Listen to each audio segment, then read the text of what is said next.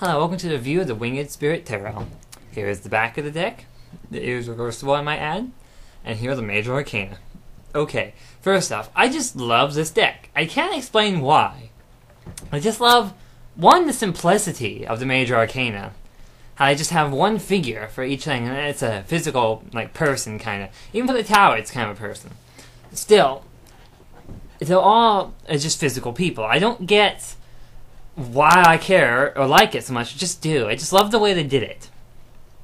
What else? Just the interesting concept, the symbolism is interesting. I just love the major arcana of this deck. I like the minor arcana too, even though it's not in the traditional manner, which I'll explain when I get there. Anyway, for the moment, as you can see, strength, by the way, is before justice.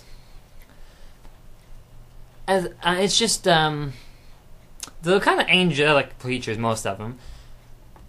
Like, you've got the Wheel of Fortune, and they're all, like, elemental angels, and then you have Justice. I don't know, I just like the way they did it.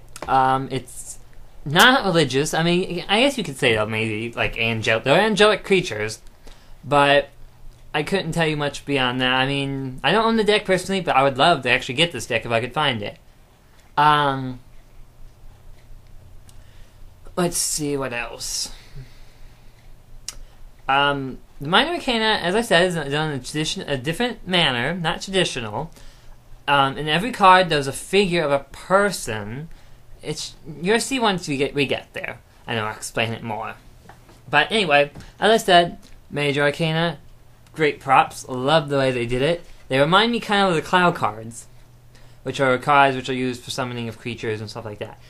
In a different game than that. But anyway, this is what they kind of remind me of. It's just very interesting. Anyway, time for the minor arcana, and here are the wands. And here we go. Okay, they are wands. Even the Ace of Wands is a person, but in a statuesque form. In this, they have like these like flaming batons, which are used as the wands. They do have the correct number of each of the as the like flaming balls anyway for the suits. So they are correct. It is one man, however, each time. Sometimes he's got those two feminine assistants that you see to hold the other wands, but it's fire. And again, fire technically is the element which they stand for, but still, I don't get why it's only one man each time. The symbolism is kind of hard to grasp. I mean, I still like it. I just like it just the way they look. For reading purposes, probably not good for a beginner, but to a point, it's got some of the traditional symbolism there, so I have to admit, it kind of sticks with the original, but hard to say. Anyway, we are in the courts now, though, of the wands, and we are now entering, I like the way the king looks, here are the cups. Again, the Ace of Cups, even if it is somebody. It is a female this time. In the cups, it is a male and female the entire time, going with this little cherub thing flowing around them, usually holding one of the other cups or so.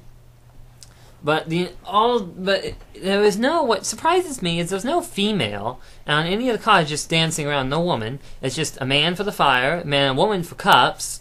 You'll see here soon what swords on that is. I don't want to really ruin it.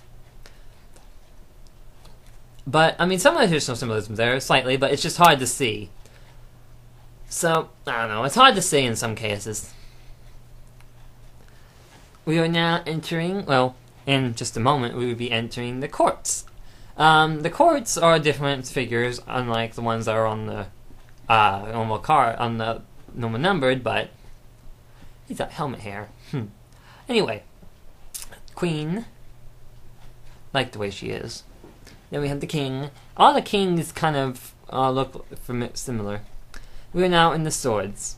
And again, even the Ace of Swords is a person. Weird the way it is, but... see, in the swords, it is a man and some sort of figure behind him this entire time. I'm not exactly sure who or what that figure is, honestly. Couldn't tell you if he's like maybe death or a ghost or some sort of shadow figure. I guess you could say it's, I don't know, his spirits and spirits part of this, but I don't know. It's really hard to say. But in the end, I'd have to say this is a nice deck for a collector. This would be a very interesting deck to possess, just because just the way it is. It's just a very interesting and cool deck, I have to say. I just really like it. Even if I had it, I probably may not read with it, may or may not. I just love the way it looks. I would love to have it just for that fact. I like the way the knight looks in the swords. If you're one of those who likes spirits and angels, maybe, this actually be a good deck for you. See? King of Swords. I like the way it looks. It's also interesting because all of them look the same. Anyway, Pentacles. Again, Pentacle Ace is also another person. And in this one, again, we have a male and female the entire time, instead of just a man dancing around. But you'd think there'd be a woman only in this, but no. I might add, yes, that is a man with the wings. I know he's got long hair. Each time it looks like a different man, however, which is hard to say, which is difficult. But it is a different man, and in some ways it's a different woman.